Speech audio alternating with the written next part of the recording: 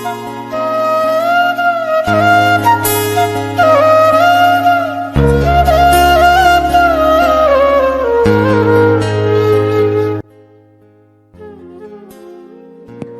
1 বছর পর আকাশ ওর বাড়িতে ফিরছিল। তখন রাস্তার ধারে দেখলো কতগুলো লোক একটা মেয়েকে নিয়ে যাচ্ছিল। তাই আকাশ গাড়ি থামিয়ে ওই লোকগুলোর কাছে যায়। কি হয়েছে এখানে? দেখুন না, এরা আমাকে কিডন্যাপ করে নিয়ে যাচ্ছে। ও, এই ব্যাপার। তা এই মেয়েটা যা বলেছে তা কি সত্যি? ওই, তুই কে রে যে তোকে বলতে হবে? আমি কে তা না হয় পরে জানতে পারবি, আগে আমার মায়ের তো খেয়ে নে। আকাশের কথাগুলো ওরা একজন আরেকজনের মুখের দিকে তাকিয়ে আছে। বাংলা সিনেমার মতো তাকিয়ে থাকবি নাকি আমাকে মেরে মেয়েটাকে নিয়ে যাবি? শালা, আজকে তো তোকে এমন মারবো যে সারা জীবন মনে রাখবি। আগে আয়, তারপর দেখাচ্ছি। এরপর আকাশ ওদের সাথে মারামারি করতে থাকে। অন্যদিকে ইরা দাঁড়িয়ে আছে আর ওদের মারামারি দেখতে ব্যস্ত। একদিকে মারামারি দেখতেছে, অন্যদিকে ওদের ভিডিও নিতে থাকে। ওদের সবাইকে মোটামুটি ওখানে মারতে থাকে। এইদিকে কিছুক্ষণের ভেতরে ওখানে পুলিশ আসতে থাকে। তাই আকাশ ওদের মারা বন্ধ করে গাড়িতে উঠে যায়। আকাশ যাওয়ার পর পুলিশ এসে ইরাকে বলে, ম্যাম, আপনার কিছু হয়নি তো? আর ওই ছেলেটাকে আমাদের দেখে ভয় পেলে কেন? ভয় পাবো না তো কি করবে? আচ্ছা, আগে এদের নিয়ে যান, ওদের মুখ থেকে কথা বের করুন, কেন আমাকে তুলে নিয়ে যেতে এসেছে। সিওর ম্যাম, আমরা ওদের নিয়ে যাচ্ছি। আর আমাদের আরেকটা গাড়ি আপনাকে বাসায় পৌঁছে দিবে। ঠিক আছে। এইদিকে ইরা বাসায় গেল, অন্যদিকে আকাশ চলে আসলো ওর বাসায়। ওই বাড়িতে এসে অনেক পরিবর্তন দেখতে পেল, কেননা এই 1 বছরে অনেক কিছু পরিবর্তন হয়েছে। তা কি কি পরিবর্তন হয়েছে তা আপনারা গল্পের সাথে থাকুন, সবটা জানতে পারবেন। এদিকে বাসার ভেতরে প্রবেশ করার সাথে সাথেই আকাশের পুরো পরিবার যতটা না অবাক হয় তার চেয়ে বেশি অবাক হয় আকাশ ফিরে এসেছে কেন তা চিন্তা করে। কেননা এই পরিবারে কেউই ওকে দেখতে পারে না। আকাশ কী কারণে আর কি হয়েছে অতীতে তা আপনারা জানতে হলে অতীতের কথা জানতে হবে। কিন্তু অতীত শুরু করার আগেই ইরা ওর বাবার কিছু কাহিনী বলে যায় আপনাদের। মা, তুই ঠিক আছিস তো? বাবা, আমি ঠিক আছি। একটা ছেলে আমাকে বাঁচিয়েছে, নয়তো ওরা তো আমাকে তুলে নিয়েই যেত। এই জন্য তো আমি বলেছি তুই সিকিউরিটি নিয়ে বাইরে যেতে, কিন্তু তুই তো আমার কোনো কথাই শুনিস না। বাবা, আমি কি জানতাম নাকি এত কিছু হয়ে যাবে? তাই এখন যেহেতু জানতে পেরেছিস, তাহলে তো এবার থেকে সিকিউরিটি নিয়ে বের হবি। ওই ছেলের মতো একটা হলেই হবে। কোন ছেলে? আরে বাবা, যে ছেলে আমাকে বাঁচিয়েছে। আমিও একটু ওই ছেলেকে দেখি। এই দেখো ভিডিও। এই বলে ভিডিও চালু করে দেয়। ইরা আর ওর বাবা ভিডিওটা দেখতে থাকে। ইরার বাবা ভিডিও দেখে কিছুই বুঝতে পারছে না, কেননা আকাশের মুখটা বাঁধা ছিল, সেজন্য ওর চেহারা দেখা যাচ্ছিল না। ছেলেটার মুখই তো দেখা যাচ্ছে না, তাছাড়া নাম কি জানিস? সরি বাবা, কিছুই নিতে পারিনি তোমার ওই অফিসারদের জন্য। আচ্ছা, এখন তাহলে যাও, ফ্রেশ হয়ে রেস্ট নাও। এখন আপনাদের পরিচয় করিয়ে দেই। ইনি ইরার বাবা। পেশাগত দিক দিয়ে উনি একটা দেশের রাষ্ট্রপতি, আর ইরা ওনার একমাত্র মেয়ে। এখন তো আপনারা ইরা ওর বাবার সম্পর্কে জানলেন। এই চলুন আকাশের কাছে যাই। কি ব্যাপার, তুই ফিরে এলি কেন? আমার বাড়িতে আমি কি আসতে পারি না? না, পারো না, কারণ এই বাড়িতে তোমার কোনো অধিকার নেই। আমার বাড়িতে আমার অধিকার থাকবে না তো কার থাকবে? বাহ, এই 1 বছরে দেখি তোর মুখে অনেক কথা ফুটেছে। এই আকাশ এখন আর আগের আকাশ নেই, যে তাকে যা বলবে সে তা শুনবে। ও তাই তাই নাকি? ভাগ্য ভালো বাবা মা বেঁচে নেই, না হলে ওনারাই তোকে বের করে দিত। বাবা মা বেঁচে নেই কথাটা শুনে আকাশের চোখ দিয়ে পানি পড়তে থাকে, কেননা এই 1 বছর আকাশ ওনাদের কোনো খোঁজই রাখেনি। আর রাখবে কি করে, কেননা এই পরিবার থেকে তো আকাশকে তাড়িয়ে দেওয়া হয়েছিল। তাই জিদের কারণে ওদের খোঁজ খবর নেওয়া হয়নি। কিন্তু শত জেদ থাকলেও বাবা মা তো ওনারা, তাই চোখের পানি ধরে রাখতে পারলো না। তবুও পরিস্থিতি সামাল দিয়ে বাবা মা মারা গিয়েছে, তা এই সম্পত্তি তো আমরা 2 ভাই, আর ঈশারও ভাগ আছে। ঈশা ওর ভাগের অংশ বিক্রি করে দিয়ে রুপি নিয়ে চলে গেছে। কিন্তু কার কাছে বিক্রি করেছে? কার কাছে আবার? তোমার ভাইয়ের কাছে। কি? ভাই এতগুলো রুপি কোথায় থেকে পেল? তা জেনে তুমি কি করবে? আমি জেনে কি করব মানে? তোমরা আমার সম্পত্তির ভাগ না দিয়ে নিজেদের মধ্যে কি করে নিতে পারলে? কারণ তোর মৃত একটা ডেথ সার্টিফিকেট বের করি আর ওইটার মাধ্যমে আমি তা করি। যদিও ঈশাও জানে তুই মৃত। ছি ভাইয়া ছি, তুমি এতটা নিচে নামতে পারলে? এখানে নিচে নামার কি আছে? এই একটা বছরে তুমি এতটা পাল্টে গেলে। তাছাড়া এর আগেও আরো খারাপ ছিলে, কিন্তু এই এক বছরে তোমাকে এতটা খারাপ বানিয়ে দিয়েছে। ওই, মুখ সামলে কথা বল। একদম আওয়াজ করবি না। একটা মিথ্যে অপবাদ দিয়ে পুরো সংসারের সবার কাছে খারাপ বানিয়ে কি করে দিয়েছিস তা কি তোমাদের মনে নেই? কোন মিথ্যে অপবাদ? বাহ, ভুলে গেলে তাহলে এত তাড়াতাড়ি? বেশ করেছি, তোকে অপবাদ দিয়েছি। আর এই অপবাদ দিয়েছি বলেই তো আজকে সবাই তোকে ঘৃণা করে। পাঠক পাঠিকারা, আপনারা হয়তো বুঝতে পাচ্ছেন না কোনো মিথ্যার অপবাদের কথা বলতেছে। তাহলে চলুন আপনাদের আকাশের অতীত সম্পর্কে কিছু জানাই। অতীত অনেক সুখেই ছিল আকাশ ওর পরিবার, বাবা মা, বড় ভাই আর ছোট বোনকে নিয়ে। দিনে দিনে বড় হচ্ছিল, ততই আকাশকে ওনারা অবহেলা করে যাচ্ছিল। এর কারণ চলুন বলি আপনাদের। কলেজ থেকে বাসায় ফিরছিল, তখন আকাশ ওর আব্বুকে বলে, আব্বু, আমার কিছু রুপি লাগবে। কেন? কলেজে ফিস দিতে হবে। আমার থেকে রূপে নেই। তাছাড়া এখন থেকে নিজের খরচ নিজেকে বহন করা শিখতে হবে। মানে ঠিক বুঝি নাই আব্বু। আমি এই ছোট বয়সে নিজের খরচ কি করে চালাবো? যেখান থেকে পারিস নিজের খরচ নিজে বহন কর। ভাইয়া, তোমার খরচ তো আব্বু এখনো চালাচ্ছে, তাহলে আমার কেন পারবে না? সব প্রশ্নের উত্তর হয় না, তাই ভালো হবে নিজের খরচ নিজেই চালাও, নয়তো বাড়ি থেকে বের হয়ে যাও। ওই দিন আব্বুর ও আম্মুর তার সাথে বড় ভাইয়ের কথা শুনে অনেক কেঁদেছি আমি। কেননা আমার বয়স মাত্র 19। আমি এত তাড়াতাড়ি রোজগার করব কি করে? এইদিকে কিছুক্ষণ পর ঈশা আসে আমার কাছে। ভাইয়া, আমার জন্য কি এনেছিস? আমি যে তোর জন্য কিছু আনতে পারিনি, তাছাড়া কি করে আনবো বল? পরিবার থেকে কেউ আমাকে রুপি দিবে না। আমাকে নিজের খরচ নিজেকে চালাতে বলতেছে। হঠাৎ কি হলো সবার, তাই তো জানি না। ভাইয়া চিন্তা করিস না, দেখবি সব ঠিক হয়ে যাবে। এইদিকে যেতে যেতে 1 বছর চলে যায়। আকাশেরও কলেজ লাইফ শেষ হয়ে যায়। এই কয়েকদিনে কিছু কাজ করে, অথচ নিজের খরচ নিজেই চালাতে হচ্ছে আকাশকে। পরিবারের হঠাৎ করে এরকম পাল্টে যাওয়াটাকে আকাশ মেনে নিতে পারেনি এইভাবে। কিছুক্ষণ পর, আকাশ, আকাশ, জি আব্বু। এই মাস থেকে সংসারে তোমাকে রুপি দিতে হবে। কি বলছো আব্বু?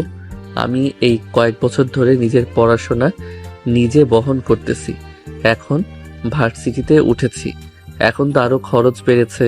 সেখানে কি না তুমি এই কথা বলতেছো?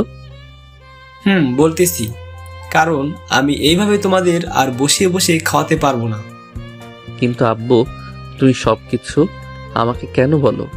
বড় ভাইয়াকে তো কখনো কিছু বলো না। ওকে বলি আর নাই বলি, তা কি তোর থেকে জিজ্ঞেস করে নিতে হবে? তাছাড়া যা বলছি তাই করবি, নয়তো এই বাড়ি থেকে বের হয়ে যেদিকে দু চোখ যায় চলে যেতে পারিস। এইদিকে আকাশ কি করবে কিছুই বুঝে উঠতে পারছে না। কেননা দিনের পর দিন ওরা আকাশকে এরকমভাবে অবহেলা করতেছে যা বলার বাহিরে। কিছুক্ষণ পর আবির কল দেয়। হ্যাঁ আবির, বল, কিছু জানতে পেরেছিস কি? জানতে পেরেছি, কিন্তু ব্যাপারটা তুই কিভাবে নিবি তা বুঝতে পারছি না। কি হয়েছে বল। আমি আব্বুকে বলে জানতে পারলাম তুই নাকি ওনাদের কোনো সন্তানই না। আবিরের কথা শুনে আকাশের হাত থেকে মোবাইল পড়ে যায়। তার সাথে কান্নায় ভেঙে পড়ে। কেননা যাদের এতদিন ধরে ও নিজের বাবা মা বলে এসেছে, আজকে তারা ওদের বাবা মা না, তা জেনে কি হবে তা তো ভাবতেই পাচ্ছেন। সবটা সামলে নিয়ে আকাশ নিজের কাজ করতে ব্যস্ত। পরের দিন আকাশ আবিরের সাথে দেখা করে। কেননা আবিরের বাবা একজন উকিল, তাই ওনার সাথে কথা বলার জন্য বের হয়। আবির, তোর বাবাকে সবটা জানিয়েছিস তো? হুম, সবটা জানানো শেষ। এখন যে কাজটা করার বাকি আছে ওইটা আব্বু বলবে।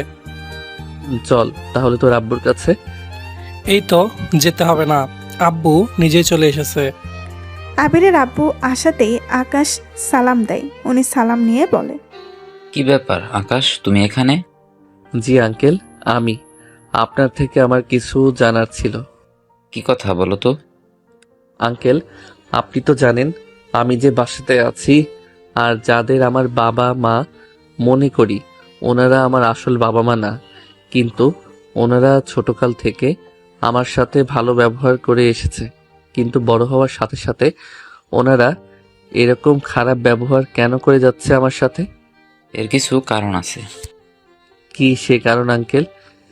তার আগে বলো, তুমি হঠাৎ করে এই সব কিছু জানতে চাচ্ছ কেন? আর তাছাড়া কিছু তো হয়েছে? জি আঙ্কেল, ওই বাড়ির সবাই আমার সাথে যা তা ব্যবহার করতেছে, কিন্তু ঈশা বাদে। যেমন? একটু ডিটেলসে বলো। আকাশ এরপর সবটা বলতে থাকে, কি থেকে কি হয়েছে না হয়েছে সবটা বলতে থাকে। সবটা শোনার পর যা ভেবেছিলাম ঠিক তাই হলো। ওনারা এখন আমাকে এই জন্য অবহেলা করতেছে। এতে করে তুমি ওদের কাছ থেকে চলে যাও, এতে করে ওদের সম্পত্তি ভাগ যেন তুমি না পাও। কিন্তু আমার তো এইসব কিছুই চাই না।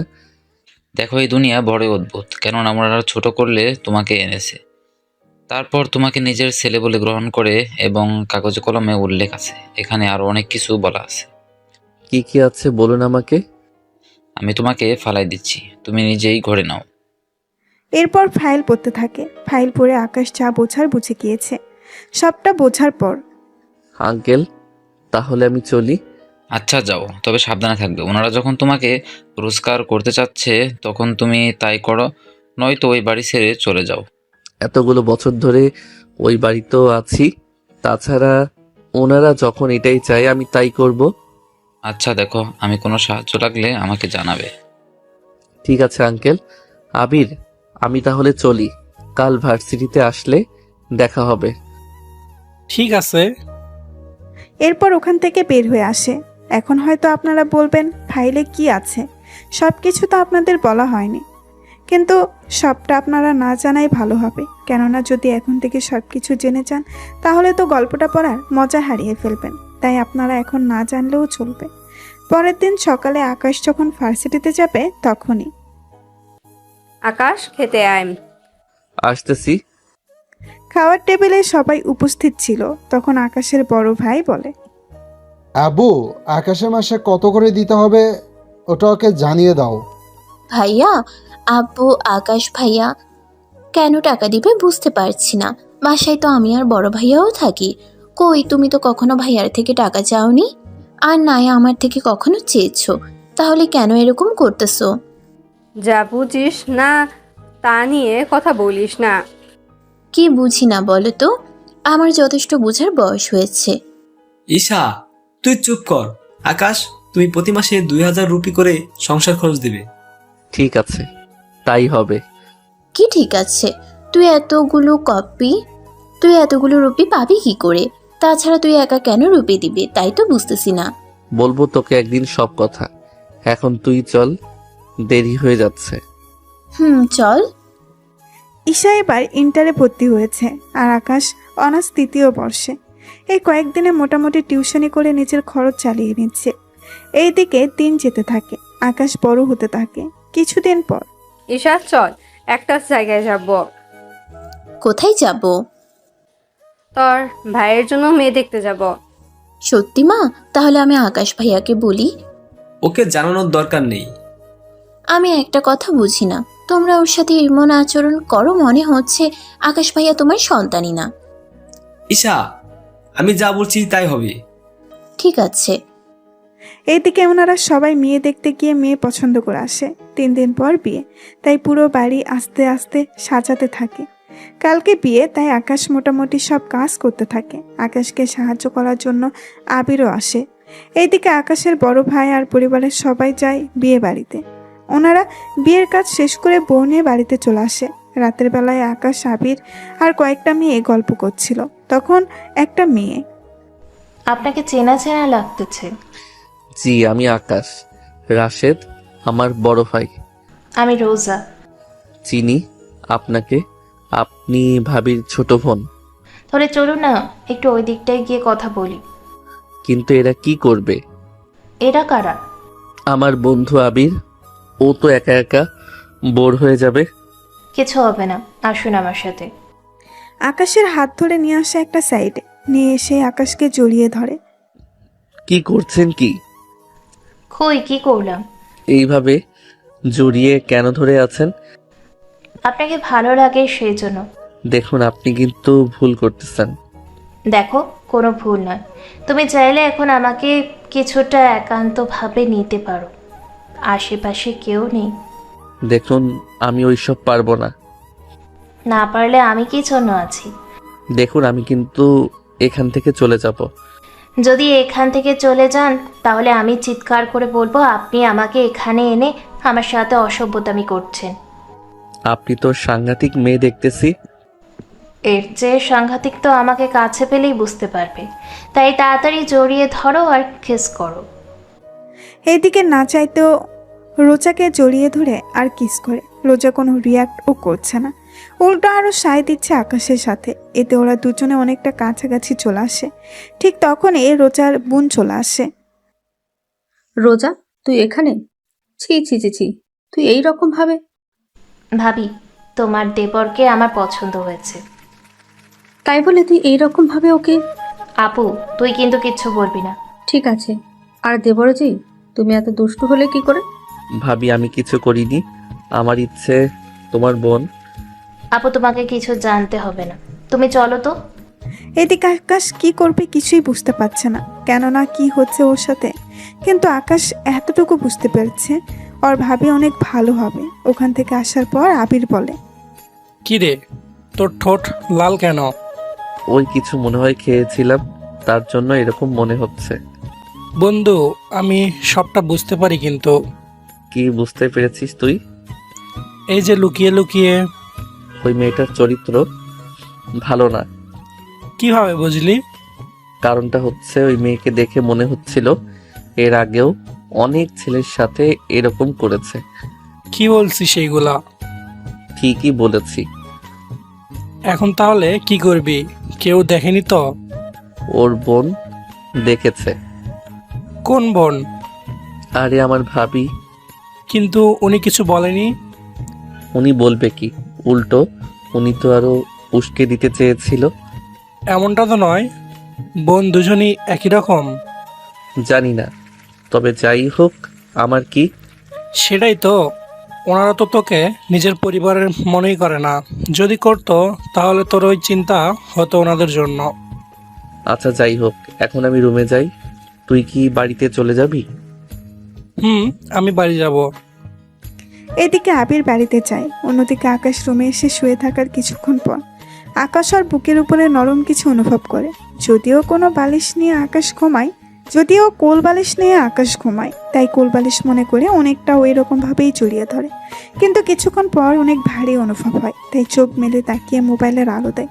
আলো দেওয়ার পর রোজাকে দেখে চমকে ওঠে। এ কি, আপনি এখানে কেন? তাহলে আমার কোথায় থাকার কথা? তাই বলে আমার রুমে কেন? আমার ইচ্ছে হচ্ছে সেই জন্য এসেছি। এইদিকে ওরা কথা বলে, অন্যদিকে আকাশের মা আসে ওখানে ওদের দেখে বলে, ছি ছি ছি ছি, আকাশ, তুই ওই মেয়েটার সাথে এক বিছানায়? মা বিশ্বাস করো, উনি আমার বিছানায় এসেছে। রোজা, আকাশ কি সত্যি বলেছে? হ্যাঁ, আসলে আমি থাকার জন্য জায়গা পাচ্ছিলাম না, তাই এখানে এসে শুয়ে পড়ি। আচ্ছা আকাশ, তুই বাহিরে গিয়ে ঘুমা, রোজা এখানে একা ঘুমাবে। আমি কেন আমার রুম থেকে বের হব? ওই চুপ কর, তোর রুম কি করে হলো? তোকে এখানে ফ্রিতে থাকতে দিয়েছে, তাই এখান থেকে সর। আকাশ ওর মায়ের কথা কষ্ট পেয়ে চলে গেল। কিছুক্ষণ পর রোজা তো বুঝতেছেন না কি হলো, কেননা রোজা নতুন, সেই জন্য কিছু জানে না। এদিকে আকাশ গিয়ে ছাদে ঘুমিয়ে পড়ে। পরের দিন সকালবেলা সবাই নিজেদের মতো করে খেতে থাকে। এদিকে সকালবেলা আকাশ যখন নিচে নামে, ওই নবাবের বাচ্চা, এতক্ষণ লাগে কি ঘুম থেকে উঠতে? মা আসলে আমি। চুপ কর, যা ওখানে গিয়ে খেতে বস। ঠিক আছে। এইদিকে খাবারের পর্ব শেষ করে আকাশ চলে আসে ওর রুমে। এদিকে রোজা ও কিছুক্ষণ পরে আকাশের রুমে চলে আসে। ওখানে আসার পর দরজাটা আটকে দেয়। কি ব্যাপার, দরজা কেন আটকালেন? রাতে তো কিছুই হয়নি, তাই এখন ওইগুলো করতে এসেছি। ওইগুলো মানে? যেগুলো একটা মেয়ে তার হাজবেন্ড থেকে চায়। কিন্তু আমরা তো বিবাহিত নই। বিবাহিত না হয়েছি তো কি হয়েছে? একটা মেয়ে যখন রাজি, তখন তুমি আর না করার কে? আমি রাজি না।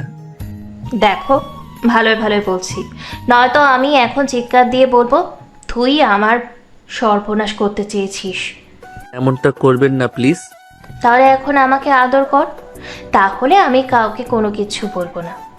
এইদিকে আকাশের হাতে আর কোনো উপায় ছিল না, কেননা আকাশের কথা কেউ বিশ্বাস করবে না। এমনিতেও ওকে কেউ শান্তিতে থাকতে দেয় না, তার উপর এত বড় অপবাদ দিলে তো আকাশের পুরোই অবস্থা খারাপ হয়ে যাবে। তাই রাজি না থাকা সত্ত্বেও ওইসব করতে হলো। তবে ওইসব বলতে আপনারা বেশি গভীরে যায়েন না, কেননা এইসব কিছুই হয়নি। কিছুক্ষণ পর রোজা আকাশের রুম থেকে বের হয়ে যাওয়ায় রোজার বোন তা দেখে ফেলে। উনিও কিছু বলেনি, কেননা রোজা এই বাড়িতে আসলে তো ওদের দুই বোনেরই লাভ। এইভাবে 7 দিন পাওয়ার পর আকাশের বোনের কাছে সব কিছু অস্বাভাবিক লাগতে লাগলো। তাই উনি আকাশের ভাইকে নিয়ে রুমে আসে। ওগো, শুনছো? বলো। তোমাকে একটা কথা বলবো, যদি রাগ না করো। কি কথা? তাড়াতাড়ি বলো, আমাকে বের হতে হবে। আমি বলতে চেয়েছি আকাশের সাথে আমার ছোট বোনের বিয়ে দিতে। তুমি কি বলো? তোমার কি মাথা ঠিক আছে? আকাশ আমার আপন ভাই না, তাই তুমি ভুলেও সব কিছু মুখে বের করবে না। তাছাড়া আকাশকে তো আমি ছাড়বো না। তোমার বোনকে প্রেমে ফেলে এ বাড়িতে থাকার ব্যবস্থা করে নিচ্ছে। না দুলা ভাই, আমি আকাশকে পছন্দ করি। দেখো শালিকা, আকাশ এই বাড়ির কেউ না, তাই তুমি ওকে বিয়ে করে কখনো সুখী হবে না। কারণ ওর বাবা মা কেউই নেই। আমরা ওকে এই বাড়ি থেকে বের করে দিলে ওর থাকার জায়গা নেই। তাহলে ভেবে দেখো কি করবে। কি বলছেন? তাহলে ওর মতো একটা ছোট লোকের সাথে আমি ওইসব করেছি? সব করলে মানে কি কি করছো? রোজা এরপর অদ্দুলা ভাইকে সবটা বলতে থাকে। উনি সবটা শুনে, রোজা কি করলে তুমি? এখন কি করব? আচ্ছা, চিন্তা করবেন না, আমি আর ওর কাছে যাব না।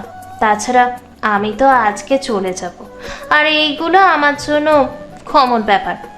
তোমার বোন দেখতেছি ওই একটু ওই রকমই। আপু, আমি তাহলে গেলাম। এইদিকে রোজা চলে যায়। দেখতে দেখতে 1 মাস কেটে যায়।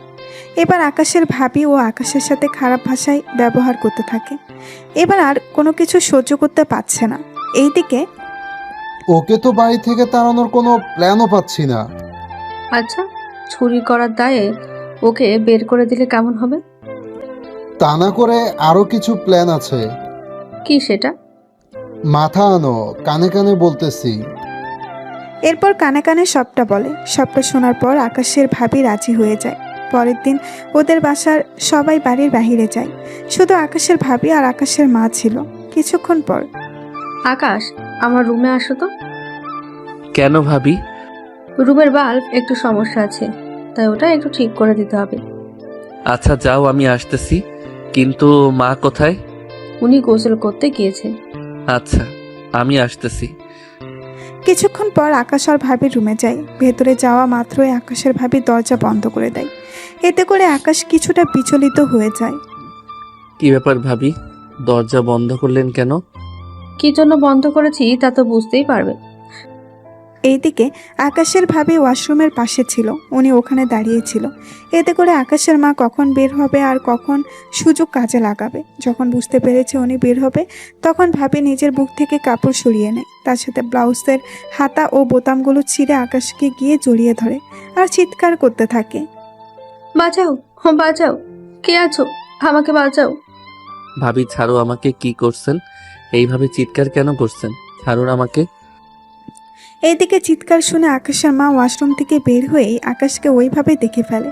আকাশ ওর মাকে দেখে সাথে সাথে ওখান থেকে উঠতে যাবে, কিন্তু এবার আর উনি আকাশকে ধরে রাখেনি। ছি আকাশ, ছি, তুই এতটা নিচে নামতে পারিস আমি কল্পনাও করতে পারি নাই। মা, বিশ্বাস করো আমি এই সব কিছু করিনি। ভাবি জোর করে আমার সাথে এইগুলো করেছে। দেখছেন মা, আপনার ছেলে কিভাবে বানিয়ে বানিয়ে মিথ্যা বলতেছে। তুই আজকে এই বাড়ি থেকে বের হয়ে যাবি। আমি তোকে এই বাড়িতে আর দেখতেই চাই না। এইদিকে আকাশের ভাবি তো বানিয়ে বানিয়ে বলতে থাকে, কিন্তু কিছুই করার ছিল না, কেননা উনি চায়ও না আকাশ এই বাড়িতে থাকুক, তাই সব কিছু নিয়ে বের হয়ে যায়। এইদিকে ভাবির প্ল্যান সফল হয়েছে, তাই উনিও একটা হাসি দেয়। আকাশ যাওয়ার পর সবাই এক এক করে আসে। মা, মা, আকাশ ভাইয়া কোথায়? কেন, কি হয়েছে? ভাইয়ার জন্য আমি শার্ট আর প্যান্ট এনেছি। ওকে আমি বাড়ি থেকে বের করে দিয়েছি। কি বলছো কি মা তুমি? কেন বের করে দিলে? ও আজকে তোর ভাবিকে একা পেয়ে আমার বলতেও লজ্জা করে। আমার মোটেও বিশ্বাস হয় না ভাইয়া এই কাজ করেছে। তাহলে কি আমি নিজের চোখে ভুল দেখেছি? তুমি ভুল দেখোনি, তোমাকে ভুল দেখানো হয়েছে। মানে? আমি ঠিক বলেছি, কারণ তোমরা কেউ চাও না আকাশ ভাইয়া এখানে থাকুক। বড়দের মুখের উপর কিভাবে কথা বলতে হয় তা মনে হয় তুই ভুলে গিয়েছিস। না মা, আমি বলিনি, কিন্তু তোমরা ভুলে যাও।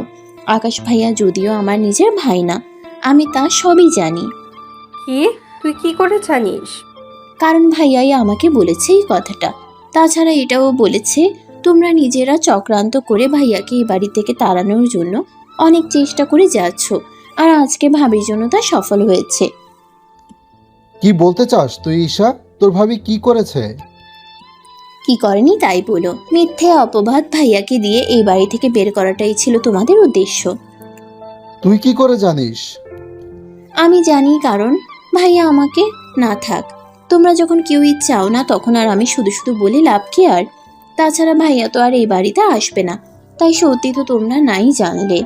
আকাশ ভাইয়া তোমাদের নিজের বাবা মায়ের মতো জানে, কিন্তু তোমরা কখনো তাকে সন্তানের মায়া মমতা দাওনি।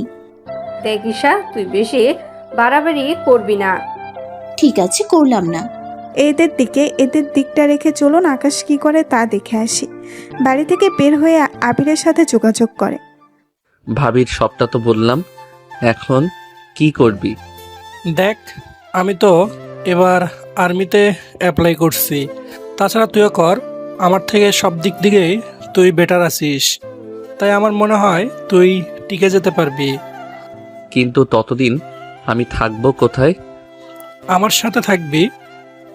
এইদিকে দিন যেতে থাকে। আকাশ ও আবির ওরা দুজনেই আর্মিতে সিলেক্ট হয়ে ট্রেনিং করতে থাকে। ট্রেনিংয়ের 8 মাস আকাশ কারোর সাথে যোগাযোগ করেনি, তবে এই 8 মাস এখানে ট্রেনিংয়ে গেলেও সব মিলিয়ে প্রায় 1 বছর শেষ। ওরা নিজেদের ট্রেনিং শেষ করার পর আকাশ ও আবির, তোমরা দুজনেই খুব ভালো ট্রেনিং করতে পেরেছো, তাই তোমরা চাইলে সৈনিক পদ ছেড়ে অফিসার পদে যোগ দিতে পারো, কিন্তু তার জন্য কি স্যার? তোমাদের আরো 4 মাস ট্রেনিং করতে হবে, তাহলে তোমাদের স্যাটেলাইট, ম্যাপ, সব ধরনের বন্দুক আর মেধা দিয়ে গড়ে তোলা হবে। যদি তোমরা রাজি থাকো তাহলে আমি তোমাদের নামটা এখানে লিখে দেব। অবশ্যই লিখতে পারেন। তাহলে তোমরা একটা কাজ করো, 7 দিন ছুটি দিলাম, তোমরা নিজেদের বাড়ি থেকে ঘুরে আসো। এরপর তোমাদের 4 মাসের স্পেশাল ট্রেনিং শুরু হবে। এরপর আকাশ ও আবির চলে আসে ওখান থেকে। আবির প্রথমে ওর বাড়িতে চলে যায়, আর ওখান থেকে আকাশ ওর বাড়িতে চলে আসে। এরপর কি হয়েছে না হয়েছে তা তো আপনারা প্রথম পর্বেই জেনেছেন। তাহলে অতীত শেষ করে বর্তমানে চলে আসি। বর্তমান। দেখো ভাবি, তোমরা আমার সাথে আগে কি ব্যবহার করেছো তা আমি মনে করতে চাই না। এখানে আমি 5 দিন থাকবো, তাই আমাকে কোনো রকম ডিস্টার্ব যদি করেছো তাহলে তোমাদের খবর আছে বলে দিলাম। এইদিকে আকাশ ওখানে প্রথম দিন থাকে। পরের দিন বের হয়ে ঈশার সাথে দেখা করতে যায়। ঈশা তো আকাশকে দেখে অনেক খুশি হয়েছে। ভাইয়া, তুই বেঁচে আছিস? হ্যাঁ বোন, আমি বেঁচে আছি। কিন্তু এত বছর পর আমার কথা তোর মনে পড়লো? এরপর সবটা বলতে থাকে। ঈশা তো সবটা শুনে অনেক খুশি হয়। এদিকে ঈশার বাড়ি প্রথম দিন থেকে আবার রওনা দেয়। ওখানে একটা শপিং মলে আসে, তখন আকাশ ইরাকে দেখতে পায়, কিন্তু ইরা চিনতে পারে না, কেননা ওই দিন মুখ দেখেনি, সেই জন্য। একবার ভেবে আকাশ গিয়ে বলবে, কিন্তু এতে কেমন একটা দেখায়, তাই আর বলেনি। কিছুক্ষণ পরে ওখানে কিছু লোক আসে, পুরো শপিং মলটা ঘিরে রেখেছে, কাউকে বের হতে দিচ্ছে না। কি ব্যাপার, কি চান আপনারা? ওই চুপ থাক, আর কোনো কথা বলবি না। না হয়তো মেরে ফেলবে এখানেই। এদিকে ইরা আর ওর বান্ধবীরা ভয় পেয়ে আছে। এদিকে আকাশও চুপচাপ বসে আছে। যদিও টেররিস্ট এর সংখ্যা তেমন বেশি না, খুবই কম। এদিকে আবির কল দিয়েই যাচ্ছে। ওখান থেকে কোনো রকমে একটা জায়গায় চলে যায়। কিছুক্ষণ পর কল রিসিভ করে। বলো। কোথায় তুই? এই তো আমি একটা শপিং মলে। এখানে কিছু সমস্যা হচ্ছে। কি সমস্যা? এরপর সবটা জানাই। এদিকে আবির সে খবর পুলিশ এবং আর্মি অফিসারদের জানিয়ে দেয়। 1 ঘন্টার মধ্যে পুরো শপিং মল আর্মি ও পুলিশ ঘেরাও করে ফেলে। কিছুক্ষণ পরেই ভিতরে যেসব টেররিস্ট আছো তারা কেউ ভুলেও পালানোর চেষ্টা করো না। যদি করো তাহলে কেউ বেঁচে ফিরতে পারবে না। এইদিকে টেররিস্ট ওরা তো ভয় পেয়ে যায়, কেননা ওরা এসেছিল মল থেকে রুপি চুরি করার জন্য। কেননা এখানে 20টা স্বর্ণের দোকান আছে। ওইগুলো হাতিয়ে নিতে পারলে ওদের লাইফ সেটেল হয়ে যাবে। ওরা তো সবটা শুনে মাথা গরম করে ফেলে। কার এত বড় সাহস হয়েছে পুলিশকে কল করার? আমরা কিভাবে বলবো? আমাদের সব মোবাইল তো আপনাদের কাছে। তাহলে এইসব লিক কি করে হলো? আমরা কি জানি? বুঝতে পেরেছি, কয়েকটা লাশ না ফেললে তোদের শিক্ষা হবে না। আপনারা তো রুপি আর স্বর্ণ নেওয়ার জন্য এসেছেন, তাহলে শুধু শুধু মানুষদের কেন মারবেন? ওই তুই দেখিস প্রথম থেকেই বেশি কথা বলছিস, তোকে আগে শেষ করতে হবে। তাহলে আমার একটা শর্ত আছে। কি শর্ত বল? আমাকে মারার জন্য 6 জন লোক আমার সাথে যাবে। ওই আমরা এসেছি মোটে 10 জন, তোর সাথে 6 জন যদি যায় তাহলে বাকি 4 জন মিলে এখানে কি করবে? দেখুন, আমার শর্ত আপনাদের মানতে হবে। এদিকে ইরা সহ বাকি সবাই আশ্চর্য হয়ে যায়, কেননা যেখানে সবাই নিজেদের প্রাণ বাঁচাতে ব্যস্ত, এখানে কিনা সেই ছেলেটা কি সব উল্টাপাল্টা বকেই চলেছে। কি বলছেন? আপনার কি মাথা ঠিক আছে? কেন? না মানে যেখানে ওদের থেকে বাঁচতে চাইবেন সেখানে তো তা না করে আপনি কিনা। তা আমার উপরে ছেড়ে দিন। আচ্ছা, ওই দিন পুলিশ আমার ব্যাপারে কিছু জিজ্ঞেস করেনি তো? কোন দিন? না, কিছু না। কিরে, তোরা দেখি একজন আরেকজনের খুব ভালো করে চিনিস। আচ্ছা, চিন্তা করার কারণ নাই। এই মেয়েটা আমাদের বন্ধুদের সামনে রাখবো। যদি কোনো সমস্যা হয় তাহলে একে আগে মেরে ফেলবো। না, এমনটা করবেন না। সেরকম কিছুই হবে না। ওই তোরা ওকে ছাদে নিয়ে যা, আর ওকে গুলি করে বুলেট শেষ কর, লাশ নিচে ফেলে দিবে। কিছু লোক আকাশকে নিয়ে যায়। ওরা নিয়ে একটা জায়গায় দাঁড় করায় ওকে। এরপর একে একে যেই মারতে আসবে, ওরা মারার আগে দূর থেকে কেউ নিশানা করে ওদের 6 জনকে মেরে ফেলে। ওরা মারা যাওয়ার পর ওদের থেকে কিছু বোমা আর বন্দুক নিজের কাছে লুকিয়ে রাখে। এখন হয়তো আপনারা বুঝতে পারছেন না আসলে কি হচ্ছে এখানে। তাহলে চলুন সবটা বলি আপনাদের। আকাশ ইচ্ছে করে ওদের সাথে নিয়ে এসেছে, কেননা ভেতরে কি বলতেছে আর না বলতেছে সবটা আবির শুনতে পায়। সেজন্য আবির দূর থেকে বন্দুক নিয়ে বসেছিল। আবির একজন সাব ইন্সপেক্টর, তাই দূর থেকে নিশানা করে। ওর জন্য সমস্যা হয় না ওদের মারার পর। আবির, ওরা মারা গিয়েছে। আমি নিচে যাচ্ছি। ভিতরে আর মাত্র 4 জন লোক আছে, তাই আমি বাকিটা সামলে নিব। ঠিক আছে, কিন্তু আমি এখানে থাকবো। যদি তুই কোনো খারাপ পরিস্থিতি দেখিস তাহলে আমাকে জানাবি। আমি এখান থেকে ওদের শ্যুট করে দিব। তার জন্য কি কি করতে হবে তা তোকে বলে দিতে হবে না নিশ্চয়ই? ওকে, আমি এবার নিচে যাচ্ছি। সাবধানে যাবি। ওখান থেকে নিচে নেমেই ওদের উপরে গুলি করতে থাকে। এইভাবে গুলি করাতেই ওদের 2 জন ওখানে মারা যায়, কেননা সর্বপ্রথম ওই লোকটাকেই মারে যে লোকটা ইরার মাথায় বন্দুক ধরেছিল। এইভাবে আরো কিছুক্ষণ পর ওদের শেষ করে দেয়। এভাবে ওদের সবাইকে মারার পর। ধন্যবাদ আপনাকে, কিন্তু তখন আপনার ওই কথাটার মানে আমি ঠিক বুঝতে পারিনি। কোন কথা? ওই যে পুলিশ আপনার কথা জিজ্ঞেস করেছে কিনা। বাসায় গিয়ে বসে ভাবতে থাকেন, উত্তর পেয়ে যাবেন। আচ্ছা যাই হোক, আপনাকে অসংখ্য ধন্যবাদ আমাকে বাঁচানোর জন্য। প্রথমবার ধন্যবাদ পাওয়ার সময় পাইনি। আচ্ছা যাক গিয়ে সেসব কথা। এখন তাহলে চলি আমি। এই বলে চলে আসে। এদিকে কিছুক্ষণ পরেই পুলিশ ও আর্মির লোক এসে সবাইকে নিরাপদে বাইরে নিয়ে যেতে থাকে। এদিকে আকাশ বাড়িতে আসে।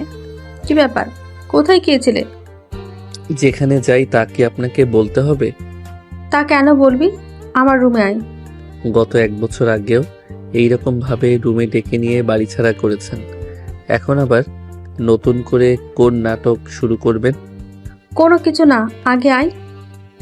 এরপর আকাশ যাওয়ার পর আগের মতো আকাশের ভাবি এবারও নিজের শাড়ি খুলে ফেলে আর ব্লাউজ কিছুটা ছিঁড়ে ফেলে। যদিও আকাশ দাঁড়িয়ে দাঁড়িয়ে তা দেখতেছিল, কিন্তু এখনো বুঝতে পারছে না আসলে কি চাচ্ছে। বাহ, আবারও সেম আগের মতো কাহিনী।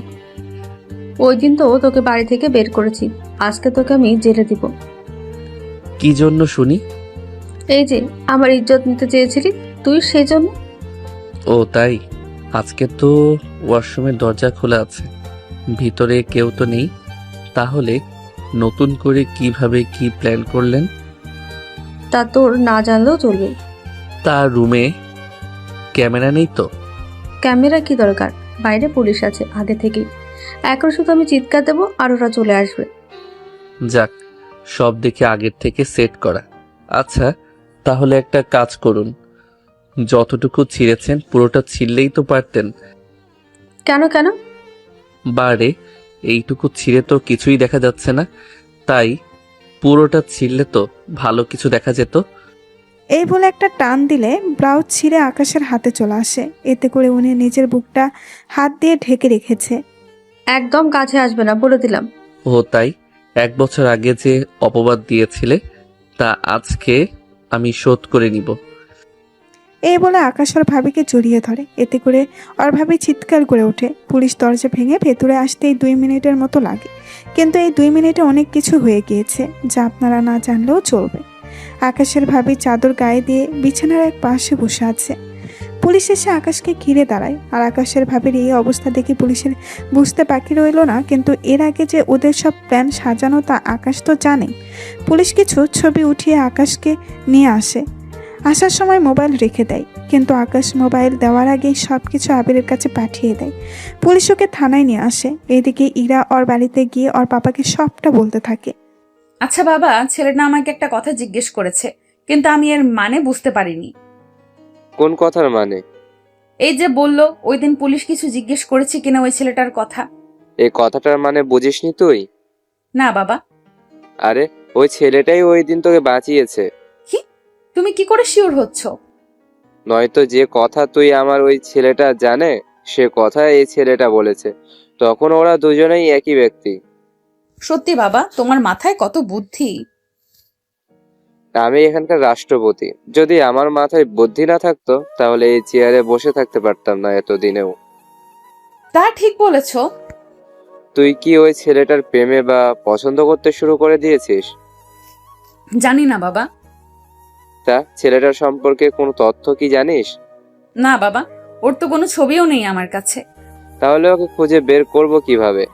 আচ্ছা আব্বু, ওই শপিং মলের ক্যামেরায় তো ওই ছেলের ছবি থাকবে, তুমি ওই ছবিগুলো যে করেই হোক আনার ব্যবস্থা করো। ঠিক আছে, আমি এখনই অর্ডার দিয়ে দিচ্ছি। অফিসার, আমার বন্ধুকে কি জন্য অ্যারেস্ট করেছেন? ও, তুই তাহলে ওর বন্ধু? তোকেও মনে হচ্ছে ওর সাথে ভিতরে পাঠাতে হবে। আমি কি করছি? তোর বন্ধু ওর ভাবির ইজ্জত নিতে চেয়েছিল, তাই ওকে গ্রেপ্তার করেছি। বেশি কথা বললে তুইও ওর সাথে জড়িত আছিস তা বলে পাঠিয়ে দিব। আচ্ছা, আপনাদের তো খবর দেওয়া হয়নি, তাহলে কিভাবে আপনারা এখানে গেলেন? মানে ঠিক বুঝলাম না। আমার বন্ধু যে ওর ভাবির ইজ্জত নেবে তা আপনারা আগে থেকে কি করে জানতেন? তাছাড়া ওর ভাবির ইজ্জত নেওয়া 3 মিনিটের মাথায় আপনারা এত তাড়াতাড়ি ওদের বাসায় আসলেন। আমার তো মনে হচ্ছে ওকে ফাঁসানোর জন্য আপনারা দায়ী আছেন। কি, তোর এত বড় সাহস? তুই আমাদের উপর? এখন তোকেও ভিতরে ভরে রেখে দেব, তাহলে বুঝতে পারবি। উকিল সাহেব, আপনি এখানে আসুন। এরপর উকিল এসে আকাশকে ওখান থেকে ছাড়িয়ে নেয়। উকিল তো চলে যায়। আবিরও আকাশ যাওয়ার আগে বলে, তুই তো ওদের সাথে সামিল ছিলি তা আমি জানি, তবে একটা কথা তোকে বলা হয়নি। আমি আবারও এই থানায় ফিরে আসব, তবে যেদিন আমি আসব ওই দিনটা তোর চাকরির শেষ দিন হবে। এই দিন ওখান থেকে আকাশ বাসায় আসে। বাসায় আসার পর আকাশের ভাবি ভাই দুজনেই ওখানে উপস্থিত ছিল। আকাশ আর ভাবিকে তাচ্ছিল্য করে বলে, ভাবি সেরকম ভাবে বানিয়েছো, ভাইয়া তো এমনিতেই খুশি তাপে। এখনো হয়তো আপনারা এর মানে বুঝতে পারেননি। আপনারা কেন আকাশের ভাইও বুঝতে পারেনি, তাই শুধু তাকিয়েই ছিল। আকাশ ওর ব্যাগগুলো গুছিয়ে নিয়ে বের হওয়ার আগে বলে, আমি চলে যাচ্ছি আর আসবো না এই বাড়িতে। তবে যাওয়ার আগে বলে যাই, আমি যাওয়ার পর ভাইয়াকে অন্তত বলিও যে ওই দিন কি হয়েছিল। তার সাথে এতটুকু বলবো, কখনো কারোর সাথে এইরকম খারাপভাবে আচরণ করো না, কেননা খারাপ আচরণ করতে গিয়ে একদিন ওই আচরণেরই শিকার হয়ে উঠবে। তাই ভালো থাকবেন। আকাশ চলে যায়। এদিকে আকাশের ভাই তো বুঝতে পারছে না, তাই উনি আকাশ যাওয়ার পর ওনার স্ত্রীকে বলে, কি হয়েছিল ওই দিন রুমের মধ্যে? প্ল্যানের বাইরেও কি করেছে? ওই দিন ও আমার সাথে। এরপর আকাশ কি করেছিল সবটা বলতে থাকে। উনি সবটা শোনার পর নিজের কানকেও বিশ্বাস করতে পারেনি। কি, ও তোমার সাথে? ওকে ফাঁসা থেকে আমি নিজে অনেকটা ফেসে গেলাম। আচ্ছা, যা হওয়ার হয়ে গিয়েছে, বাহিরের কেউ জানে না, এতেই হবে। তাছাড়া তুমি আমার কথায় করতে গিয়ে তুমি তার শিকার হলে, এখানে তো তোমার কোনো দোষ নেই, তাই তোমাকে কিছু করতে হবে না। তাছাড়াও চলে গিয়েছে, তাই তুমি ওই দিনের কাহিনী মন থেকে মুছে ফেলো। ঠিক আছে, কিন্তু কেন করলে আমার সাথে এরকমটা? এর আগেও একবার ওকে এই অপবাদ দিয়ে বাড়ি থেকে বের করেছিলাম, আর আজকে আবার তা করতে চেয়েছিলে, সেজন্য ও ওটাই সত্যি করে বসেছে। আমি সবকিছু ভুলে যাব তাহলে? ভুলে যাও।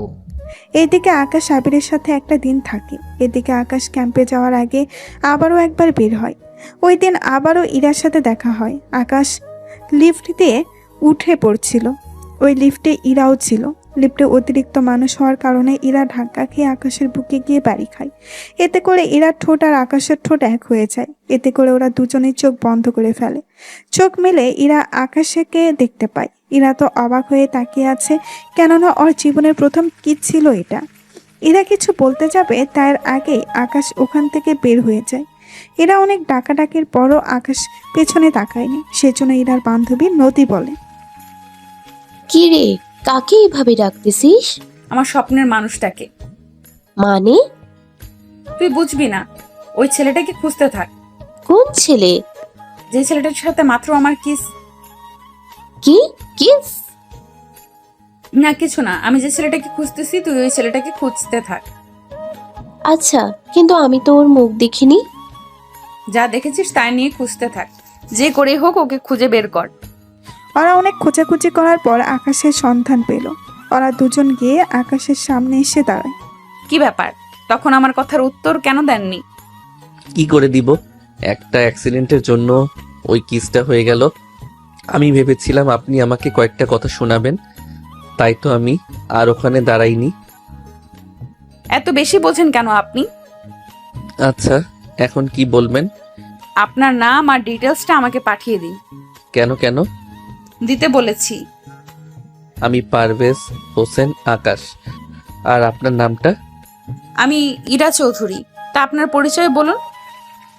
এইদিকে আকাশ পরিচয় বলতে যাবে তখনই আবির কল দেয়। কিরে, কোথায় তুই? সময় তো চলে যাচ্ছে। আমি আসতেছি।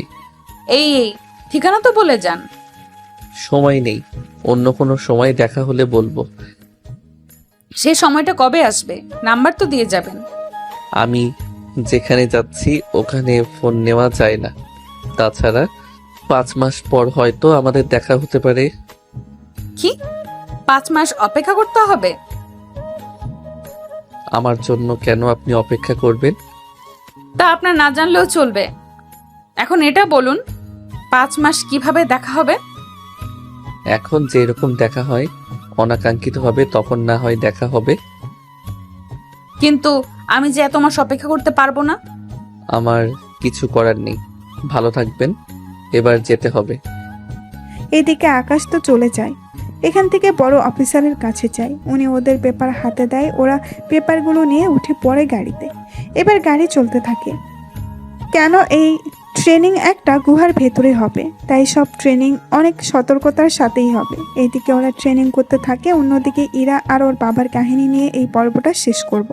কেননা আমরা এই 4 মাস আকাশের সাথে কন্ট্যাক্ট করতে পারবো না, তাই এই 4 মাসে কি কি হয় তা আপনারা জানতে পারবেন ইরা বাসায় আসার পর। আব্বু আব্বু কি হয়েছে? এভাবে চেঁচাচ্ছিস কেন? আব্বু, ওর নাম জানতে পেরেছি। কারো নাম? এই তো, যে আমাকে 2বার বাঁচিয়েছে তার নাম। তার নাম কি ওর? পারভেজ হোসেন আকাশ, কিন্তু এর বাইরে কোনো কিছু জানি না আমি। আচ্ছা, এরপর দেখা হলে বাকিটা জেনে নিও। আমার একটা মিটিং আছে, ওই মিটিংটা শেষ করে আসি। আচ্ছা যাও। রফিক সাহেব 30 জন সিকিউরিটি নিয়ে বেরিয়ে পড়ে মন্ত্রী সভার দিকে, কেননা আজকের মিটিং হবে ইউসুফ খানকে নিয়ে। ইউসুফ খানকে তা আপনারা একটু পরেই ওনার সম্পর্কে জানতে পারবেন। কিছুক্ষণ পর, আজকের মিটিং কি জন্যে তা আমাকে বলুন। স্যার, আপনাকে একটা গুরুত্বপূর্ণ মিটিংয়ের জন্য ডাকা হয়েছে। কি নিয়ে? স্যার, আপনি তো ইউসুফ খানকে চিনেন। ওই ইউসুফ খান আমাদের দেশে বেশিরভাগ বোম ব্লাস্টের পিছনে ইউসুফ খানের হাত ছিল। তা তো জানি, কিন্তু আজকের মিটিং কি জন্য? স্যার, আজকের মিটিং হচ্ছে আমরা চাচ্ছি ইউসুফ খানকে ফাঁসি দিয়ে দিতে। কিন্তু স্যার, যদি এই খবরটা টেররিস্টরা জানতে পারে তাহলে কি হবে ভাবতে পারছেন তো? এটাই তো বড় সমস্যা। ওরা যদি জানতে পারে তাহলে তো একের পর এক হামলা করেই যাবে ওরা। স্যার, এই নিয়ে আপনাদের টেনশন করতে হবে না। আপনি সম্পূর্ণ দায়িত্ব আমার উপরে ছেড়ে দিন। আমি আমার আর্মি অফিসারদের নিয়ে ওই ইউসুফ খানকে মারার চেষ্টা করব। কিন্তু এতে যদি 5 কান হয়ে যায়? দেখুন স্যার, এখানে আমরা 3 জন আছি। আপনি তো আর কাউকে বলতে যাবেন না, আর আমি যেহেতু দায়িত্ব নিয়েছি তাই আমি তো আর কাউকে বলবো না। স্যার, ওর যেহেতু পুলিশের হেফাজতে আছে, ওখান থেকে আমি ওকে কৌশলে বের করে নিয়ে আসবো।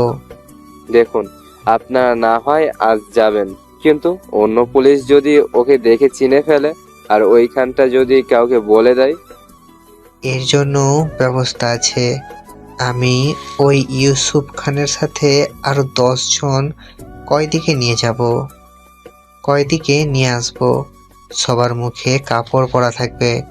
তাছাড়া ওই জেলে 10 জন আছে ফাঁসির আসামি, ওদের সাথে ইউসুফ খানকেও না হয় আমরা বের করে নিয়ে আসবো। কিন্তু আপনারা সবটা পারবেন তো? ফাঁসি আপনারা আমাদের ওখানে দিতে পারবেন। আপনারা গাড়ির ব্যবস্থা করুন। আপনাদের গাড়ি আসলে আমি ওদের সবাইকে এক এক করে আপনাদের হাতে তুলে দিব।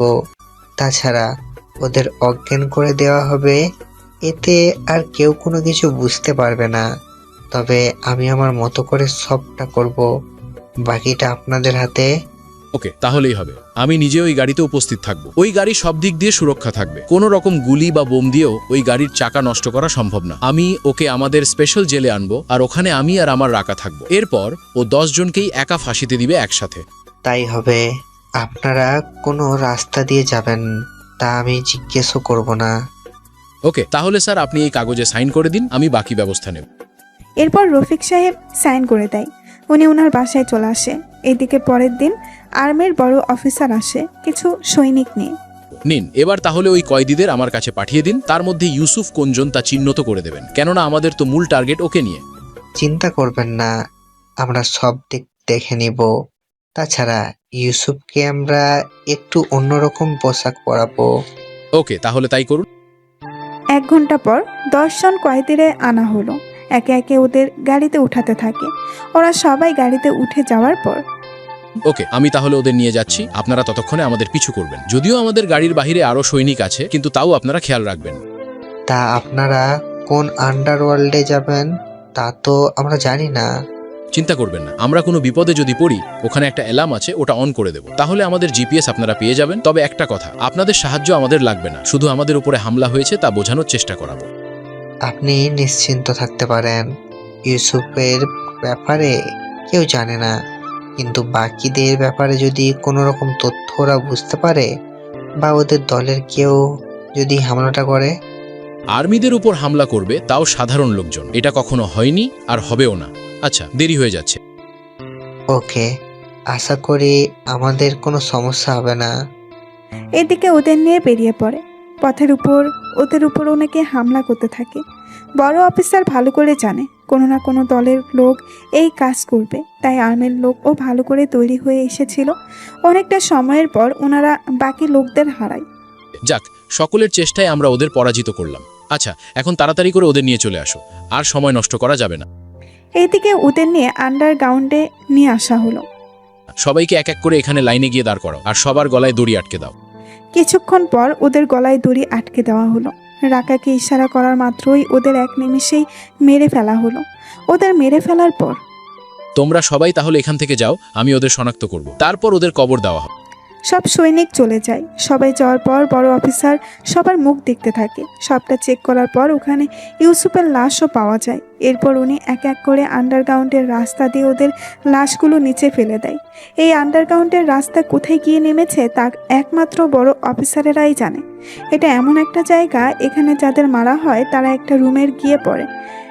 এরপর ওখান থেকে ওদের একটা রিমোটের সাহায্যে নিয়ে ওখান থেকে একটা সুড়ঙ্গের পথে আনা হয়। এরপর ওই সুড়ঙ্গ ওদের সবাইকে ফেলে দেওয়া হয়। এই সুড়ঙ্গ এতটাই ভয়ঙ্কর যে এখানে কোনো জীবিত মানুষকেও যদি ফেলে দেওয়া হয় তাহলে সে বেঁচে ফিরে আসতে পারবে না। এতটাই ভয়ঙ্কর ওই জায়গা, কেননা ওই জায়গায় সব লাশের পর লাশই পড়ে আছে। এইদিকে এভাবেই কিছুদিন যেতে থাকে। ইরা ও আকাশের পথ চেয়ে বসে থাকে। 5 মাস ট্রেনিং করার পর আকাশ ও আবির আসে বড় অফিসারের কাছে। ওদের দেখে শুনে ও খুশি হয়। কেমন আছো তোমরা? তোমাদের সব ট্রেনিং শেষ হয়েছে তো? ট্রেনিং শেষ না হলে তো আমরা এখানে আসতে পারতাম না। তা ঠিক বলেছ, কিন্তু একটা সমস্যায় পড়ে গেল। কি সমস্যা? আমাদের রাজ্যের রাষ্ট্রপতির মেয়েকে কারা যেন তুলে নিয়ে গিয়েছে। এখন ওই ব্যাপারে কথা বলতে যাব। স্যার, আমরাও আসি তাহলে? কিন্তু তোমরা কি পারবে? কেননা তোমরা তো মাত্র ট্রেনিং শেষ করে এসেছো। স্যার, একজন দেশ প্রধানের মেয়ে বিপদে আছে, সেখানে আমরা চুপ করে থাকতে পারি না। আচ্ছা, চলো তাহলে। এরপর ওরা চলে আসে রাষ্ট্রপতির বাড়িতে। ওই বাড়িতে বর্তমানে পুলিশ, কমান্ডো, রাজনৈতিক লোক আর আর্মি দিয়ে ভরা ছিল। আকাশ ও আবির যখন বড় অফিসারকে নিয়ে ভেতরে গেল তখন সবাই একে একে সালাম দিতে থাকে। বড় অফিসার ওদের নিয়ে রফিক চৌধুরীর সামনে যায়। রফিক চৌধুরী তো আকাশকে দেখে চিনতে পারে, কেননা উনি ইরার কথাই ওই দিন শপিং মলের সিসিটিভি ফুটেজ এনে দেখছিল। তখন ইরা আকাশের কথাই ওর বাবাকে জানায়। উনি আকাশকে দেখে বুকে জড়িয়ে নেয়। এতে অনেক অবাক হয়। উনি কান্নার জড়িত কণ্ঠে বলে, তুমি এসেছো আকাশ? স্যার, আপনি আমাকে কি করে চিনেন? তা পরে জানতেও পারবে, কিন্তু তুমি এখানে কি করো? স্যার, আমি বলছি। ওহ, আকাশ কয়েকদিন আছে আর্মির অফিসার, ট্রেনিং শেষ করে ও এখানে এসেছে, তাই ওকেও আমি সাথে করে নিয়ে আসলাম। কিন্তু স্যার, ওদের কাছ থেকে কি কোনো কল এসেছে? ওরা কি চায় বা না চায়? এসেছে। তার জন্য ওরা একজন সাধারণ লোককে যেতে বলেছে একটা ঠিকানায়, কিন্তু কেউ প্রাণের ভয়ে যেতে রাজি হচ্ছে না। তাহলে আমি যাব। তাছাড়া আমাকে তো কেউ এখনো চিনে না। তাছাড়া ডেটাবেজে আমার বায়োডাটা এখনো সেভ করেনি, তাই ওরা শত চেষ্টা করলেও আমার আসল পরিচয় জানতে পারবে না। সত্যি তুমি যাবে? জি, যাব। তাহলে এখনো জায়গা আর আপনার মেয়ের ছবি দিন, যেন আমি দেখে চিনতে পারি। আকাশের কথা শুনে রফিক সাহেব অবাকই হয়। তার মানে কি এরা ওর পরিচয় দেয়নি? আরে ওই ছেলেটাও না জেনে রাজি হয়েছে, আর আমি ভেবেছিলাম ওই ছেলেটি ইরাকে ভালোবাসে, তাই ওকে বাঁচাতে এসেছি।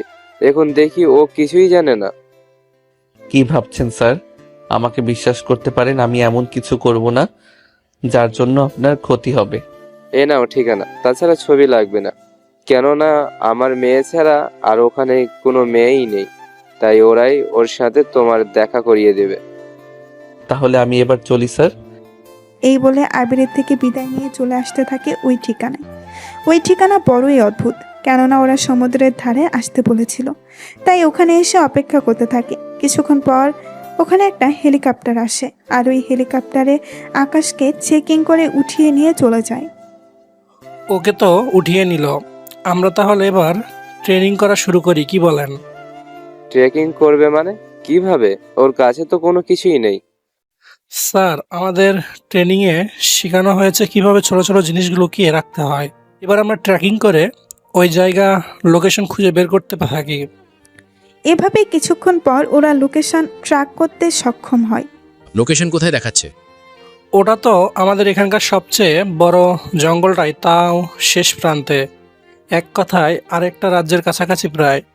আমার তো মনে হয় এটা পাকিস্তানি বর্ডারের কাছে, ওরাই নিয়ে গেছে। শুধু শুধু ছেলেটা আমার মেয়ের জন্য নিজের জীবনটা দিতে না হয়। স্যার, আপনি কোনো চিন্তা করবেন না, ওর কিচ্ছু হবে না। আপনি ওকে ফাইলটা দিয়েছেন তো? দিয়েছি। ওরা এভাবে বলেছে ঠিক সেভাবে। আমরা তাহলে ওই ঠিকানায় যুদ্ধ বিমান আর বেসামরিক বাহিনী পাঠিয়ে দিই।